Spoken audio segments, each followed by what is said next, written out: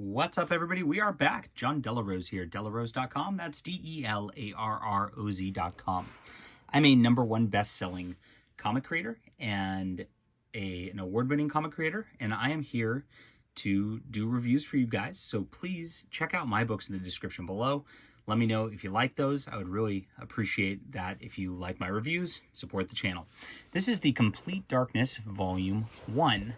Nice little hardcover that came out from Top Cow. These are coming out via the Kickstarters, and then they are going into stores as, I think, soft covers. I don't know if the hardcovers are. Also, the Kickstarter versions are signed by Marc Silvestri, creator of this, which is awesome.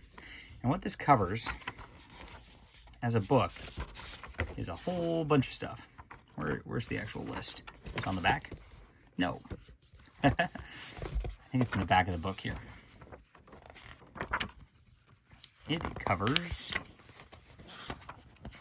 Where's the list?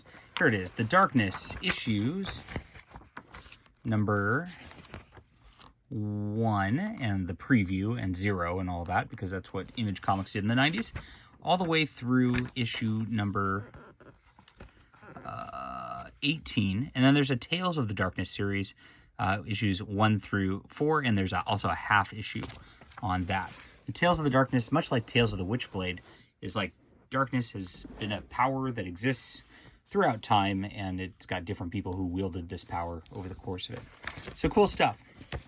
It starts out with this like mob guy, and he's in the middle of a couple of problems. There's the preview. And there's this gal, she's called the Angelus, and she's, as you can tell, very well endowed. Art's by Marc Silvestri in here, and she's kind of mad about this darkness situation, which is like showing up, and she is got her ladies who are going to go after him, and that's all in the preview right there. Then you get into the book, and we learn about the darkness, and the darkness is a guy who's, he's turning 21, I think it is, and he's kind of a philanderer. Marc Silvestri's art is beautiful, absolutely stunning. And the writing in this is actually a little better than the writing in Witchblade, from what I saw from Garth Ennis. Actually did the first couple arcs, which is kind of cool. I didn't realize that before I read this. But he gets hooked up with this darkness sort of situation, and there's this group of this cult that wants to control him, and there's Angelus who wants to kill him. Meanwhile, he has to do his sort of mob enforcement stuff also. So it adds for a lot of complications to his life here. And Angelus is like his major villain, I guess, and she's got some interesting assets. There's a personal plot. There's a gal who works at the bar who he likes, but she's like the only girl he's not doesn't treat as an object, and so he kind of treats her as a friend instead. And it's a lot of fun. Now these people start coming after him, and one's actually sent out to seduce him by Angelus. There's a little twist here that the darkness power, if he conceives a child, it kills him immediately, and that darkness power gets transferred to the child.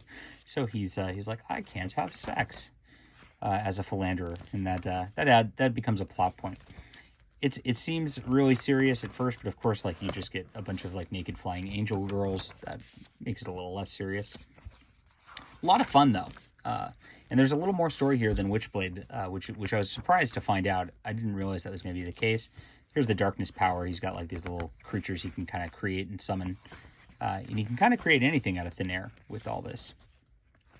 A lot of fun. Once you get through this, the one thing that kills me about the 90s is these side pages that are, you have to turn the book to read it. Man, I'm glad they abandoned that. That was one of the worst things that ever happened in comics. So he deals with this character. He deals with his that little cult also that's trying to control him, and then it gets into another storyline, which is going to be a crossover with Witchblade through the course of this. And there's a mob war brewing, and Witchblade and Darkness are getting together, and people are trying to control both of those bad deals. And so again, so many sideways pages.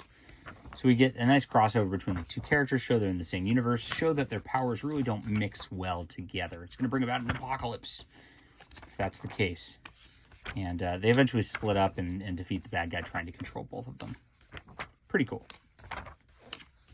We get back into some Angelus versus Darkness action after this, of course.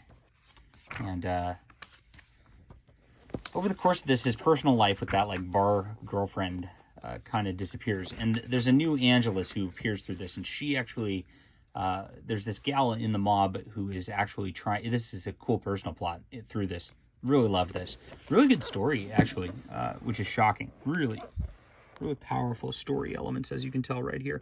But the art's pretty. I mean, it's beautiful to look at. It is eye candy. It's meant to be that way. But there's this girl in the mob who's like, he grew up with, and she thinks it's her right to like own the mob at this juncture. And she wants the Angelus power. It ends up going into her mother, who is actually, been crippled in the past from connections through the family and all that, and causes even more problems for our young hero. The gal of who is the bartender actually moves away over the course of this. Then we get the Tales of the Darkness. We go into the future, some like robot darknesses. We get some past stuff too. They're intermixed in between here. And then we get to a really cool spot. This is the origin of Magdalena, another character from the whole Top Cow universe. So she's basically this Catholic nun who like gets this, the spear that pierced Christ and all that. And she goes out to assassinate the Darkness because he's going to cause problems. And they fight. Now we're in, I'm in one of the Tales of the Darkness issues. Those are a little bit more skippable than the main stories, not gonna lie. Cool stuff. I really enjoyed this because I liked this character when I was a teenager. And there's some cool subplots behind this also that go into this. As you can see, the Tales of the Darkness right here. We're kind of in a past era now with that. And the Magdalena eventually like realizes he's not all that bad, and kind of like she sort of fails in her mission over the course of this, and explains her origins going back to Christ to him. And when she fails, there's this whole cardinal drama going on where somebody's getting screwed by the whole hierarchy there. And she comes back and comes out and gets very naked, as you can see, and ends up getting just like beat up pretty badly by the Darkness over the course of this. So that's that. And eventually they part their ways. All right. Cool stuff. This is very fun. I really enjoyed this whole volume. Like I said, the storytelling was a little better than the Witchblade, even though I end up being a little more sympathetic with Witchblade overall. I love this. Art's pretty. Lots of fun 90s action. It is very 90s. So if you want just like balls to the wall action, this is going to be it. Lots of naked girls, as you saw. That is kind of what they did in the 90s. And I enjoyed it. 8.5 out of 10. I love this collection. The hardcover is very nice. And it's a nice bite-sized chunk that I think is about perfect. I did get volume 2 in the Kickstarter also, and look forward. I hope they actually complete it, because it does say The Complete Darkness. They better do it. Hit that like and subscribe button. Let me know what you think about this. We'll be back soon.